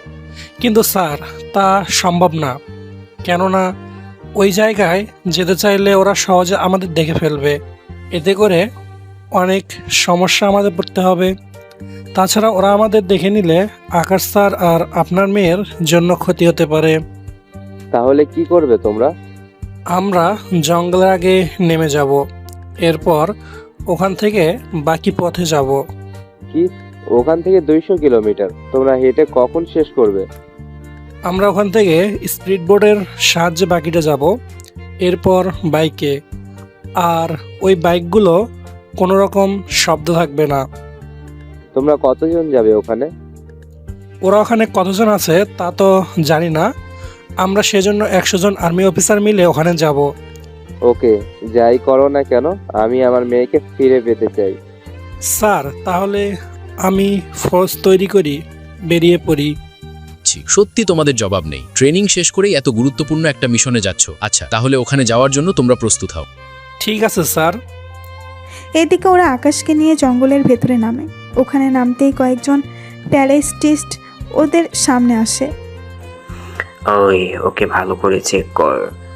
চেক করেছি বস, ওর কাছে কোনো হাতিয়ার নেই। তা ওরা আর কাউকে পেল না, ওই লোককে এখানে পাঠালো। আচ্ছা, যাই হোক, আমাদের যা দরকার তা আমরা পেলেই হবে। আচ্ছা, ওকে নিয়ে আয় আমাদের সাথে। এরপর ওরা একটা গাড়িতে নিয়ে বসায়। গাড়িতে 1 ঘন্টা কেটে যায়। এরপর ওরা ওদের মূল আস্তানায় এসে পৌঁছায়। ওই আস্তানা প্রায় পাকিস্তানি বর্ডারের কাছে। ওখানে যাওয়ার পর ওরা ইরার সামনে আকাশকে নিয়ে যায়। ইরার মুখে কাপড় ছিল, তাই আকাশ এখনও খেয়াল করেনি। কিছুক্ষণ পর এর মুখের কাপড়টা সরিয়ে দেয়। ঠিক আছে বস। কাপড় সরিয়ে দেয়। ইরাও একটু নড়ে চড়ে বসে। এতে করে আকাশ এবার ইরাকে পুরোপুরিভাবে দেখতে পাচ্ছে। ইরাও আকাশকে দেখে অবাক হয়। ইরা, তুমি? আমি। কিন্তু তুমি এখানে কেন? আমি তো এসেছি এখানে আমাদের রাজ্যের রাষ্ট্রপতির মেয়ের কাছে, কিন্তু তুমি এখানে কেন? আমি ওনার মেয়ে, যার কাছে তুমি এসেছো। তুমি বলেছিলে 5 মাস পর তুমি আমার সামনে আসবে, কিন্তু এইভাবে আসবে আমি তা কল্পনাও করতে পারিনি। কেন এসেছো এখানে? এরা তোমাকে মেরে ফেলবে। ওহ, তাহলে তোরাই দুজনকে ভালো করে চিনিস। তাহলে তো আর কোনো সমস্যা নেই। আপনারা কি চাচ্ছেন বলেন তো? তাই এখনই বুঝতে পারবি। ওই একজন কাজী ডেকে ওদের বিয়েটা আগে দিয়ে দে। কি বিয়ে? আপনারা বিয়ে করানোর জন্য লোক ডেকে ডেকে এনেছেন? ওর সাথে বিয়ে দিয়ে আপনাদের কি লাভ হবে বলুন? তা তোর না জানলেও চলবে। ওই কাজী নিয়ে আয়। আর আগে এই ফাইল নিয়ে আমার সাথে আয় একজন। ওরা ফাইল নিয়ে ইরা ও আকাশকে একটা রুমে আটকে রাখে। এদিকে ইরা আকাশকে জড়িয়ে ধরে আর কপালে কিস করতে থাকে। এতে আকাশ তো অবাকই হয়। কি করছেন কি? আমি তোমাকে ভালোবাসি আকাশ। ইরার কথা শুনে অবাকই হয়, কেননা ইরা যে ওকে ভালোবাসবে তা তো কল্পনাও করতে পারেনি। এরপর ইরা সবটা আকাশকে বলে। সবটা শোনার পর, সত্যি ইরা, তুমি যে আমার মতো একটা সাধারণ ছেলেকে ভালোবাসবে তা তো আমি কল্পনাও করতে পারিনি। তোমার জন্য আমি 5টা মাস অপেক্ষা করেছি, কিন্তু 5 মাসের মধ্যে এইভাবে দেখা হবে আর এইভাবে আমাদের বিয়ে দেবে তা স্বপ্নের মতোই লাগছে আমার থেকে। আমিও ভাবিনি এইভাবে তোমার সাথে দেখা হবে আর বিয়ে করতে হবে। কিছুক্ষণ পর কাজী এসে ওদের দুজনের বিয়ে পড়িয়ে দেয়। বিয়ে পড়িয়ে ওদের একটা রুমে রাখে। কিছুক্ষণ পর সে ভিডিও ইরার বাবার কাছে পাঠিয়ে দেয়। স্যার, একটা ভিডিও এসেছে। কিসের ভিডিও? জানি না, খারাপ কোনো ভিডিও না হলেই ভালো হয়। আচ্ছা, ভিডিওটা চালাও। ভিডিও চালানো হলো। ভিডিওতে দেখানো হচ্ছে ইরা ও আকাশের বিয়ে দেওয়া হচ্ছে।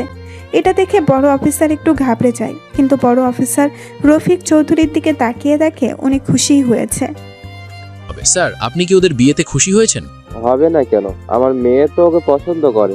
কি বলছেন কি স্যার? ঠিকই বলেছি, ওদের বিয়ে দিয়েছি, তাতে আমি খুশি হয়েছি, কিন্তু একটা কথা মাথায় ঢুকছে না। কোন কথা? কথাটা হলো, ওরা ইরার সাথে কেন আকাশের বিয়ে দিল? ওই বিয়ে দেওয়ার জন্য কি ওরা এখান থেকে একটা ছেলে পাঠাতে বলেছিল? আমারও তো এই প্রশ্নটা মাথায় ঢুকছে না, কিন্তু কেন করলো ওরা এমনটা? তা তো এখন আকাশের সাথে কন্টাক্ট বা আমাদের সাথে কন্টাক্ট করলেই জানতে পারবো। এখন ও আমার মেয়ের জামাই, ও হয়ে গেল, তবে ভালোই হয়েছে। যেমন ঠিক বুঝি নাই। আমার মেয়ে ওই ছেলেটাকে ভালোবাসতো, কিন্তু ভাগ্য কি পরিহাস, ওই ছেলের সাথেই ওর বিয়ে হয়ে গেল। এখন দেখি সামনের দিকে কি হয়। এদিকে আবির আর্মি সৈনিকদের নিয়ে ওই জায়গার চারিদিকে ঘেরাও দিয়ে ঘিরে ফেলে। ওরা এক এক করে ভেতরে যেতে থাকে। ভেতরে যতই যাচ্ছে ঠিক ততই বিপদ ওদের কাছে আসতে থাকে। কিছুক্ষণ পর তোমরা এদিকে যাও আর তোমরা এদিকে আসো। তার সাথে একটা কাজ করো, কয়েকজন স্নাইপার গাছে উঠে যাও। বাকিটা তো কি করতে হবে বুঝতে পেরেছো? হ্যাঁ, আমরা তাহলে নিজেদের পজিশন নিয়ে নিই। এদিকে কিছুক্ষণ পরে ওরা সামনে যাকেই পাচ্ছে তাকেই মেরে ফেলছে। এদিকে ওই টেররিস্টগুলো চারপাশে ছড়িয়ে পড়ে। ওরাও একজন একজন করে গুলি করতে থাকে। গুলির আওয়াজ শুনে ইরা ভয় পেয়ে আকাশকে জড়িয়ে ধরে। তুমি একটা কাজ করো, এর ভিতরে লুকিয়ে থাকো, আমি এদের দেখতেছি। তুমি ওদের সাথে পারবে না। তাছাড়া আমি তোমাকে এক মুহূর্তের জন্য হারাতে চাই না। প্লিজ তুমি আমার সাথে থাকো। বিয়ের প্রথম দিনই আমি তোমাকে হারাতে পারবো না। আমি এইভাবে চুপচাপ বসে থাকতে পারি না। কথা দিচ্ছি আমি অবশ্যই ফিরে আসবো। সত্যি আসবে তো? কথা দিলাম। এই বলে ইরাকে একটা রুমে আটকে দেয়। রুমে আটকে দেওয়ার আগে আকাশ ওর ট্রেকারটা ইরার কাছে দিয়ে দেয়, যেন যে কোনো মূল্যে ওকে খুঁজে বের করতে পারে। ওখান থেকে একটা বন্দুক নিয়ে ভেতরে থাকা সবাইকে এক নিমিষেই শেষ করে দেয়। এদিকে কিছুক্ষণ পর আবির বাইরে সবাইকে মারতে মারতে ভেতরে এসে দেখে আকাশ ওখানে বন্দুক নিয়ে দাঁড়িয়ে আছে। আকাশকে দেখে আবির জড়িয়ে ধরে। কিরে, সবাইকে নিমিষে শুয়ে দিলি? তার বলতে? তা উনি কোথায়? কার কথা বলছিস? যাকে বাঁচাতে এখানে আসা। দাঁড়া, বের করতেছি। এই বলে ওই রুম থেকে ইরাকে বের করে। ইরা বের হয়ে আকাশকে জড়িয়ে ধরে খুশিতে। তোমার কিছু হয়নি? এদিকে ওদের এমন কাণ্ড দেখে আবির তো মুখে হাত দিয়ে দাঁড়িয়ে আছে। তুই মুখটা এরকম করে রেখেছিস কেন? তুই এসেছিস ওনাকে বাঁচাতে, কিন্তু এখানে দেখি কয়েক ঘন্টায় প্রেমও বাঁধিয়ে নিলি। তুইও না? এখন ওই রুমের ভিতর একজনকে পাবি, ওকে নিয়ে তাহলে ক্যাম্পে ফিরে চলো। ওই রুমে কেহ? আচ্ছা, তাই হবে। ওরা ওখানে থাকা যতটা প্রমাণ পেয়েছে সবকিছু নিয়ে চলে আসে। পুরো রাস্তায় ইরা আকাশকে জড়িয়ে ধরে রেখেছিল। আবিরও কিছুই বুঝতে পারছে না। এদিকে কয়েক ঘন্টার পর ওরা প্রধানমন্ত্রী কার্যালয়ে এসে পৌঁছায়। ইরা গাড়ি থেকে নেমে ওর বাবাকে জড়িয়ে ধরে। স্যার, আপনার মেয়ের কোনো ক্ষতি ছাড়াই ওকে ফিরিয়ে দিলাম। এখন তাহলে আমি আসি। আবির, চল তাহলে।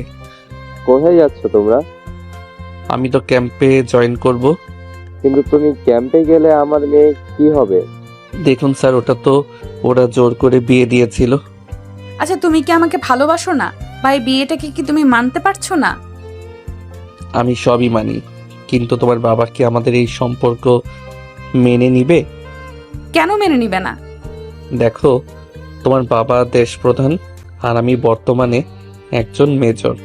আমার মতো ছেলের সাথে কি তোমার বাবা মেয়ের বিয়ে কি দিবে? আমার কোনো আপত্তি নেই। তাছাড়া আমার মেয়ে যখন তোমাকে পছন্দ করে তখন আমার কোনো আপত্তি নেই। আমি তো কিছুতেই বুঝতে পারছি না। তুই আমার সাথে আয়, আমি তোকে সবটা বলবো। তুমি তো এখন বাড়িতে যাবে, তাহলে ওকে নিয়ে যাও। স্যার, আমার নিজস্ব কোনো বাড়ি নেই, সেজন্য ওকে বাড়িতে ওঠানোর আগে আমাকে ফ্ল্যাট দেখতে হবে।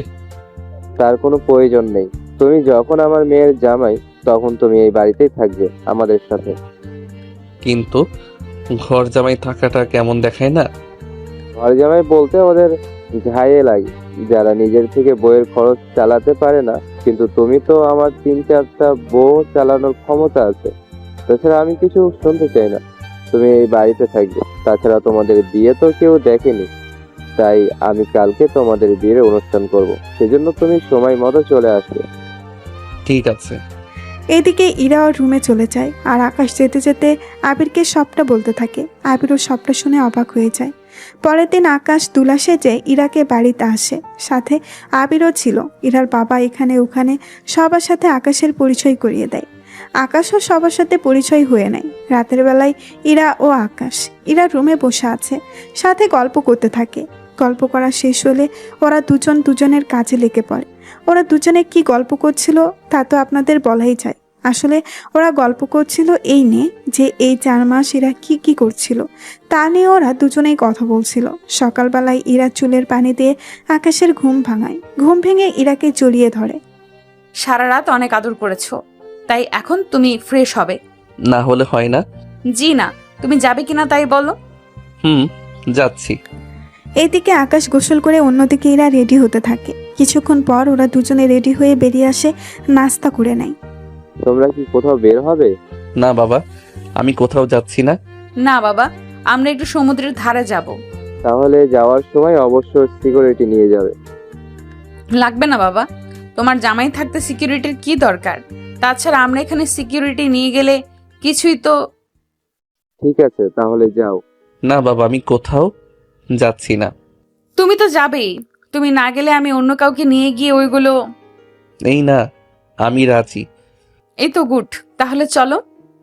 ইরা অনেক জোরাজুরি করে, আকাশকে নিয়ে চলে আসে। ওরা দুজনে সমুদ্রের ধারে হাঁটছে, আর মাঝে মাঝে আকাশের কোলে উঠে যায়। এবার কোলে আবার আরেকবার কাঁধেও উঠে যায়। যদিও আকাশের তাতে একটুও কষ্ট হয় না, কেননা এই সব কিছুরই ট্রেনিং করা হচ্ছে।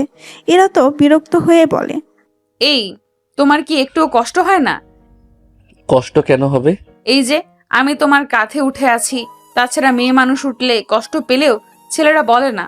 জি না, আমাদের এইসব ব্যাপারে ট্রেনিং করানো হয়েছে, তাই আমাদের কোনো সমস্যাও হয় না। তাহলে আমি এইভাবে আরো কিছুক্ষণ থাকি। এরপর ওরা আরো কিছুক্ষণ ওখানে সময় কাটাতে থাকে। সন্ধ্যা হতে ওরা চলে আসে বাড়িতে। রাতের বেলায় ওরা ঘুমিয়ে থাকে।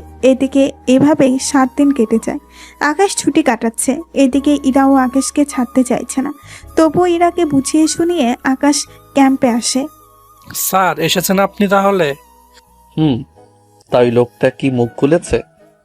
কিন্তু একটা খারাপ খবর আছে আমাদের জন্য। খারাপ খবর মানে?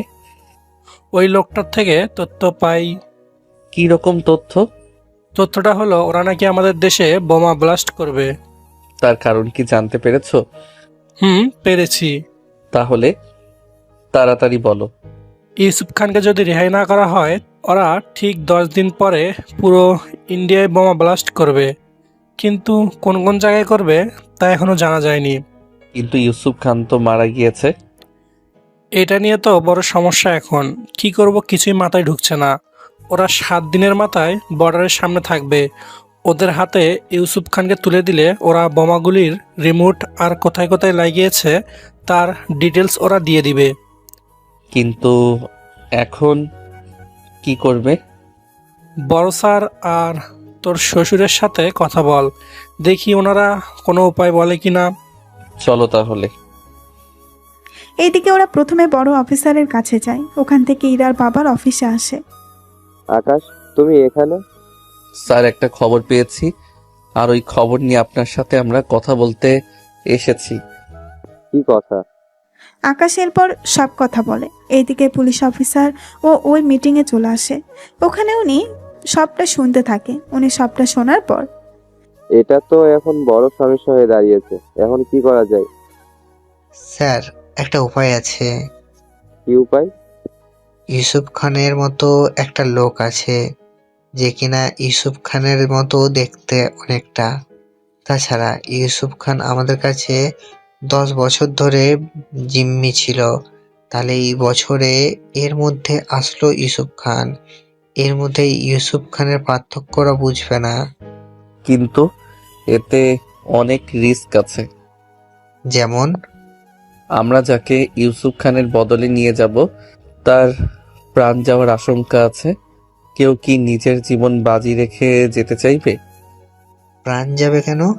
ওরা যদি বুঝতে পারে এটা আসল ইউসুফ খান না, তাহলে তো ওকে মেরে ফেলবে। সমস্যা নেই, ইউসুফ খানের বয়স এমনিতেই 70+ হবে। আর আমি যে লোকটার কথা বললাম ওনার বয়সও সেম। ওই লোকটার পৃথিবীতে কেউ নেই, তাই আমার মনে হয় ওনাকে নিয়ে গেলে কোনো সমস্যা হবে না। লক্ষ লক্ষ জীবন বাঁচাতে আমরা একজনের জীবন বিপদে ফেললে সমস্যা হবে না। তাছাড়া একজন লোকের জন্য যদি লক্ষ লোকের জান বেঁচে যায় তাহলে সেটাই করো। তাহলে আমরা ওদের শর্ত রাজি হয়ে যাই। তার আগে ওই লোকটাকে খুঁজে বের করুন, তার সাথে লোকটাকে ওদের সম্পর্কে কিছু ট্রেনিং করাতে থাকুন। তার সাথে আমার মনে হয় ওরা ইউসুফ খানকে বিয়ের তো কোনো কাজে লাগাতে পারবে না, কিন্তু হয়তো ইউসুফ খান এমন কিছু জানে যা ওদের অনেক উপকারে আসবে। আমারও তো তাই মনে হচ্ছে। নয়তো এই বৃদ্ধ বয়সে ওনাকে গিয়ে ওরা কি স্বার্থ হাসিল করবে। আপনি তাহলে ওই লোকটাকে খুঁজে বের করুন আর লোকটাকে কিছু ট্রেনিং দিন। ওকে, তাই করব। এদিকে পুলিশ চলে যায়। অন্যদিকে বড় অফিসার ও রফিক সাহেব আকাশের বিচার বুদ্ধি দেখে অবাক হয়ে যায়। সত্যি আকাশ, তোমাকে এই জন্য নিজের মেয়ের জামাই বলতে গর্ববোধ হচ্ছে। তুমি তাহলে এখন বাসায় যাও, ওই দিকটা ওরা সামলে নেবে। তার সাথে যা বলার ছিল, তোমার হাতে এখনো 3 দিনের সময় আছে, তাই ওই 3 দিন তুমি আর ইরা বাইরে থেকে ঘুরে আসো, ততদিন ওরা এই দিকটা সামলে নেবে। ঠিক আছে। এদিকে পুলিশ অফিসার ওদের সাথে যোগাযোগ করে। বল আমাদের প্রস্তাবে তোরা রাজি কিনা? রাজি, তবে একটা শর্ত আছে। কি শর্ত? আমরা তো তোমাদের হাতে ইউসুফ খানকে তুলে দিব, কিন্তু তোমরা যে বোমা আর রিমোট সঠিক তথ্য দিবে তার কি কোনো গ্যারান্টি আছে? তাহলে কি চাস তোরা? আমাদের তোরা বোমা কোথায় আছে তার সন্ধান দিবি। আমরা যদি তোদের জায়গাগুলো চিহ্নিত করে বোমাগুলো শনাক্ত করে খুঁজে পাই, তারপর আমরা ইউসুফ খানকে নিয়ে আসবো। ওই তুই কি বোকাচোদা পেয়েছিস? অবশ্য বলা যায়, কেননা ওই বোমাগুলো টাচ সেন্সর, সামান্য ছোঁয়া পেলেই ওইগুলো ফেটে যাবে। তাই তোরা যদি বেশি চালাকি করিস তাহলে বোমা এখানেই ফেটে যাবে। দেখো, আমরা কোনো চালাকি করব না। কোনো সমস্যা নেই, কেননা রিমোট দিয়ে বন্ধ না করলে ওই বোমাগুলো ধরা মাত্রই তোরা শেষ হয়ে যাবে। আমরা যা করেছি তাই করো। এদিকে টেররিস্টগুলো বোমা রাখার লোকেশন পাঠিয়ে দেয়। অন্যদিকে আকাশ ইরাকে নিয়ে হলে আসে ঘুরতে। ওরা 2 দিনের জন্য একটা হোটেলে ওঠে। ওখান থেকে সব জায়গায় ঘুরে ঘুরে দেখতে থাকে। আচ্ছা, আমরা এত কম সময় এখানে থাকবো কেন? একটা গুরুত্বপূর্ণ মিশন আছে, ওই মিশনটা শেষ করতে হবে। উফ, সারাক্ষণ শুধু মিশন আর মিশন। এত মিশনে যেতে হবে না। আমি আব্বুকে বলে তোমার চাকরি খেয়ে তোমাকে সারাক্ষণ আমার কাছে রাখার ব্যবস্থা করে দিব।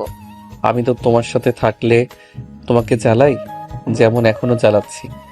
আমিও চাই তুমি আমাকে এরকম ভাবে জ্বালাও, কেননা তোমার এই জ্বালানো আমার অনেক ভালো লাগে। কিন্তু প্রতিদিন হলে তো সমস্যা। সমস্যা নেই। আচ্ছা, এখন চলো, আমাদের ফিরে যেতে হবে। মাত্র 2 দিন হলো, আরো কয়েকদিন থাকি এখানে।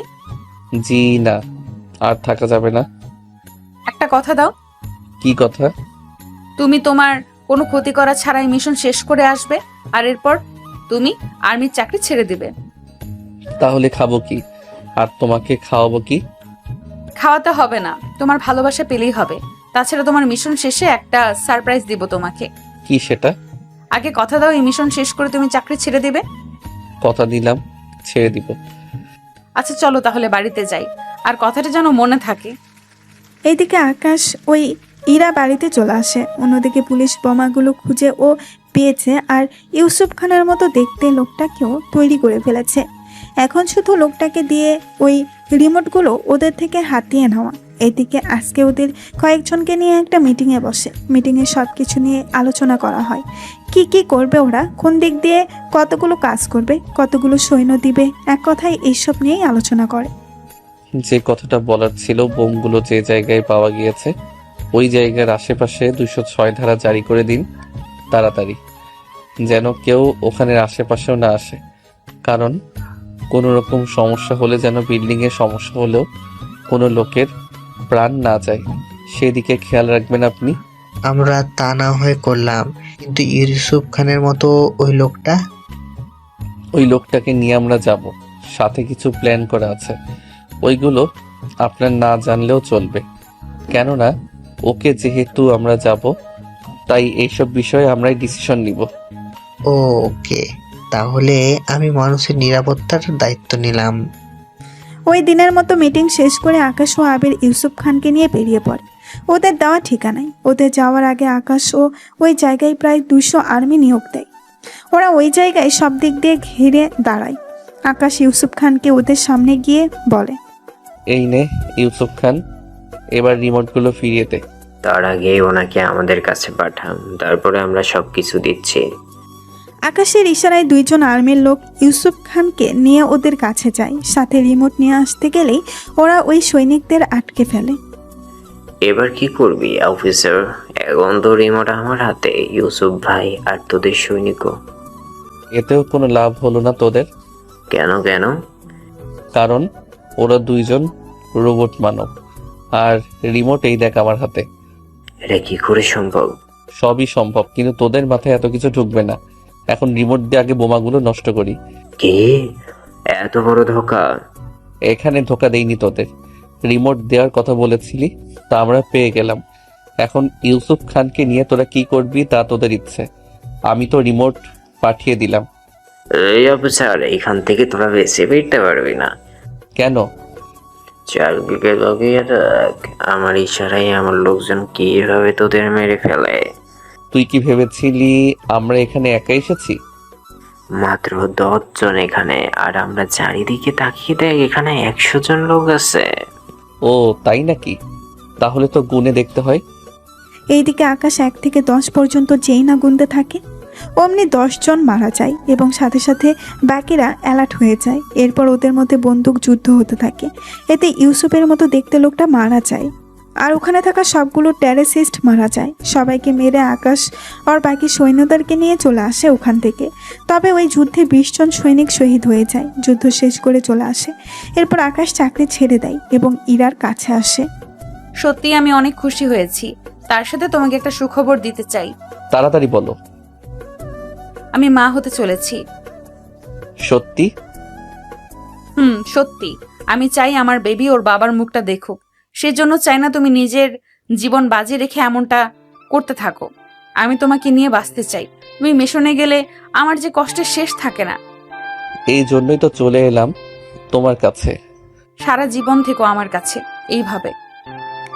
এইভাবেই ইরা ও আকাশের ভালোবাসা চলতে থাকে। আর এই ভালোবাসার উৎপত্তি হয় একজন সাহসী আর্মির কাছ থেকে।